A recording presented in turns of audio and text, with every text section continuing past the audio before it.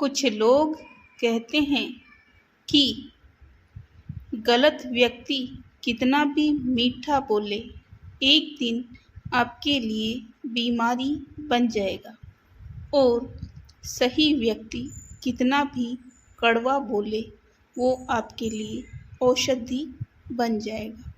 अब इस डायलॉग के बारे में मेरा यह व्यक्तिगत विचार है, आपका क्या है आप कमेंट में बता देना। भाई कोई भी व्यक्ति हो, हमारा कोई भी बिल्कुल करीबी रिश्तेदार हो, रात दिन हमारे साथ रहता हो, हर रोज़ वह हमें हमारे हर बात पर कड़वा बोलेगा, हर बात पर टोकेगा, तो कोई भी इंसान उस चीज़ को रोज़ रोज़ टोकने को बर्दाश्त नहीं कर सकता।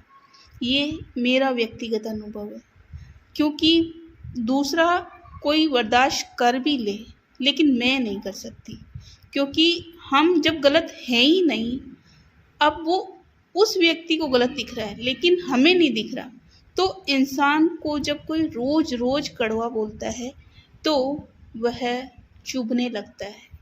और वैसे भी काव्य शास्त्रों में कवियों ने कहा है कि ऐसी वाणी बोलिए मन का आपा खोए, खुद भी शीतल हो औरों को भी शीतल करे। तो ये कबीरदास जी ने कहा है, तो हमें हमेशा अपनी वाणी को कंट्रोल करना चाहिए। किसी को इस तरह से हर वक्त नहीं कहना चाहिए कि वह अंतरात्मा से टूट जाए, उसका दिल टूट जाए, उसका दिमाग सोचने लायक समझने लायक रहे ही नहीं। इस तरह से हमें किसी को हर बात बात पर नहीं टोकना चाहिए। जो लोग बहुत कड़वा बोलते हैं तो वो करेले का ऐसा कुछ उदाहरण देते हैं कि करेला सेहत के लिए अच्छा होता है। ठीक है, करेला सेहत के लिए अच्छा होता है, लेकिन कड़वा बोलने वाला व्यक्ति सेहत के लिए बहुत खराब होता है। ये मैंने व्यक्तिगत रूप से फील किया है, महसूस किया है। आपको यदि लगातार आपकी फैमिली में पेरेंट्स या जो भी आपके साथ फैमिलियर हैं, जो आपके हस्बैंड है या जो भी, हर रोज़ चाहे वो भाई है चाहे बहन है माता पिता है कोई भी, हर रोज़ आपकी हर बात पर टोकते हैं, हर बात पर आपको किसी भी बात में आपको स्वीकार नहीं करते, तो फिर उस इंसान में ये फीलिंग आने लगती है कि मैं किसी काम के लायक हूँ ही नहीं। और इस बात की फीलिंग के विरोध में ईश्वर की रचना को तिरस्कार करना हुआ, यानी भगवान ने जो इंसान बनाया है आप उसका तिरस्कार कर रहे हो। पहली चीज़ तो ये है कि ऊपर वाला किसी को भी फालतू नहीं बनाता। हर इंसान में कुछ ना कुछ गुण और कुछ ना कुछ अवगुण होते हैं। सारे गुण एक ही इंसान में नहीं होते। आप ये भी तो सोचो कि हमारे में भी कुछ अवगुण हैं। अगर हर इंसान आपके अवगुण ही देखेगा और आपके गुणों को बिल्कुल इग्नोर कर देगा तो जीना असंभव हो जाएगा।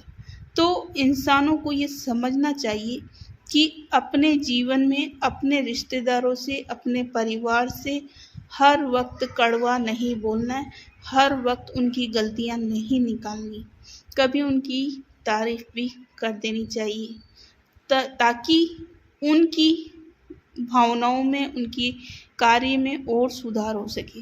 हाँ, आप उनको इस तरह से बोल सकते हैं कि ये काम थोड़ा इस तरह से होना चाहिए, ये इस तरह से ठीक नहीं हुआ, तो ये बोलने का तरीका ठीक है।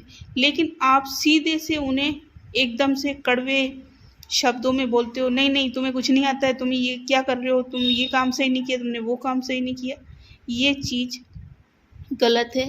ये चीज़ एक तरह से टॉर्चर है, माइंड टॉर्चर है।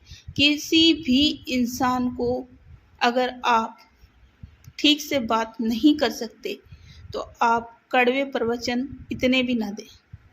मुनि तरुण सागर जी है, वो कड़वे प्रवचन भी तरीके से देते हैं कि लोगों के दिमाग में अच्छे से उनका मीनिंग समझ में आए, लेकिन इस तरह से कड़वे वचन ना बोले कि वह इंसान को घायल कर दे, मानसिक रूप से बीमार कर दे, है ना।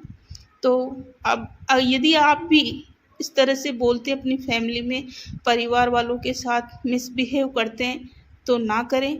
अब से अपने बिहेवियर में सुधार करें, अपने व्यवहार को सुधारें। और आप मेरी बात से सहमत हैं तो कमेंट में लिखें, यस आपने सही कहा। Thank you.